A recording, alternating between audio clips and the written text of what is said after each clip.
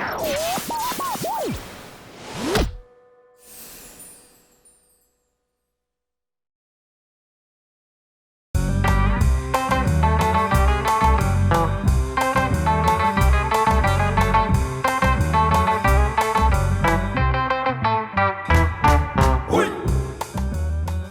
and welcome to Parallax, where we look at life from how we work.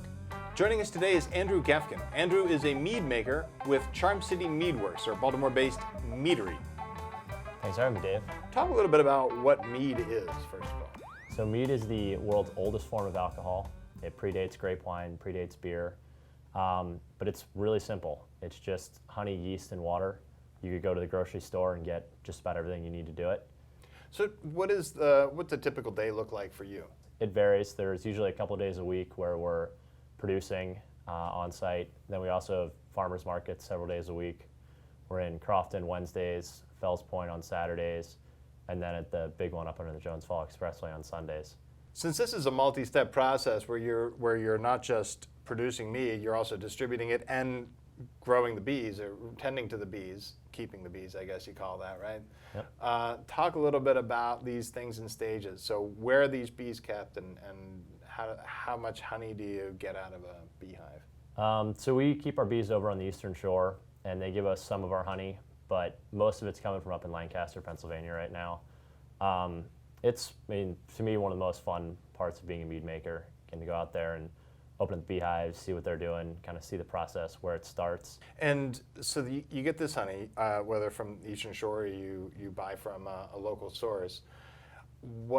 How does it come to you? Is it in a gallon jug, or how many gallons at a time do you get? So we started with the 5-gallon jugs, and that was just a pail about this big. And we've now gone to where we buy them in a tote. It's a plastic bladder in a cardboard box, and it's about this big and about this tall, and it holds about 300 gallons of honey, about 3,200 pounds, which is things we never thought we would do. But here we are ordering honey by the thousands of pounds. How much mead on average can you produce out of 3,200 pounds? It's going to vary. Our carbonated draft stuff is a little bit lower alcohol content at 6.5, and our bottled stuff is 12%. So to get to the higher alcohol content, we just use more honey. Depending on, you're going to get anywhere between maybe 1,500 gallons and maybe 2,400 gallons, depending on which one you're using. So can you walk us through the fermenting process? Sure. So we pick up that tote of honey, and we'll move it over to one of our tanks. It looks just like a brewery tank. And we'll add honey yeast, and we'll just put the honey in there along with a bunch of yeast and water. And it'll ferment for about 2 weeks. 10 days, 2 weeks, kind of depends on the time of year and which product we're making. Then we'll filter it and put it in a barrel, and we're using all bourbon barrels right now. And that'll be in the barrel for 3 to 4 months, at which point we'll pull it out of the barrel, and that's when we do our flavoring. So we've got, on the bottled side, 4 products. We've got the original, which would just go right from barrel to bottle. But then for the rosemary, the cinnamon, and our new one, the strawberry ginger, that would go into a holding tank, and that's where we add the flavoring. So for the rosemary, we'll throw rosemary in, cinnamon sticks, whatever we need. And those will infuse usually for about 2 weeks, and then we will bottle it or keg it. Okay, so you've got this product, it's fermented, it's in barrels, now you've got to put it into bottles and sell it, or put it into kegs and get it out to local drinking establishments. Talk about that process for me. Yep, so the bottling process is pretty labor intensive. We do it ourselves. We take our little, everything happens in our 1,400 square foot warehouse.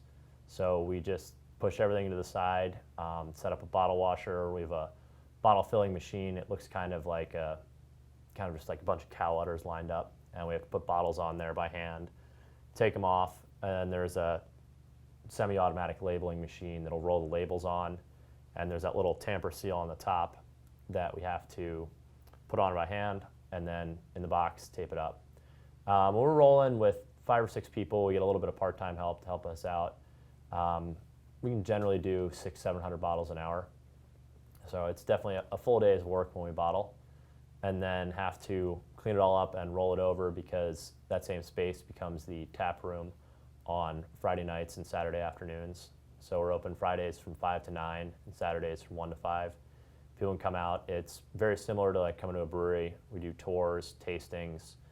We have a couple experimental meads that are always on a rotating tap that don't leave the Meadworks. It's kind of a way for us to do experimental things and explore different yeast strains or the different honey varietals that we were talking about and see what happens, how does that affect the flavor. Andrew, thank you so much for joining us. You can find out more about Charm City Meadworks at their website, charmcitymeadworks.com, or you can go visit them in person on Fridays and Saturdays. That information is on their website. Until next time, keep it between the white line and the digits.